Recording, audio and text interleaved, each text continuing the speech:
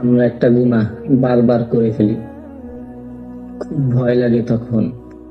তওবা করো, যদি গুনাহ হয়ে যায় তোমার, তাহলে আল্লাহ তাআলার কাছে আবার তওবা করো। কিন্তু আমি তো আগেও তওবা করেছি, আবার যদি গুনাহ হয়ে যায় তাহলে আবার তওবা করো। কারণ আল্লাহ তাআলা তোমার আর আমার গুনাহ মাফ করতে আল্লাহ তাআলা ভালোবাসেন। আবার গুনাহ হয়ে যায়, আল্লাহ তাআলা কি বারবার তওবা কবুল করবেন?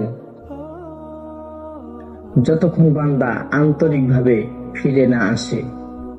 কারণ আল্লাহ তাআলার রহমত অনেক বড়, কিন্তু শয়তান কখনো চাইবে না যে তুমি আল্লাহ তাআলার কাছে ফিরে আসো।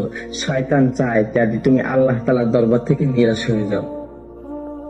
এই জন্য গুনাহ যত বড়ই হোক না কেন, আমাদেরকে ফিরে গেলে হবে না আল্লাহ তাআলার দরবার থেকে। আল্লাহ তাআলা বলছেন, লা তাকুনাতু মির রাহমাতিল্লাহ, আমার বান্দারা দুনিয়ার সমস্ত দরজা যদি তোমার কাছ থেকে বন্ধ হয়ে যায়, তুমি আমার দরবার থেকে তুমি নিরাশ হয়ে যাও না।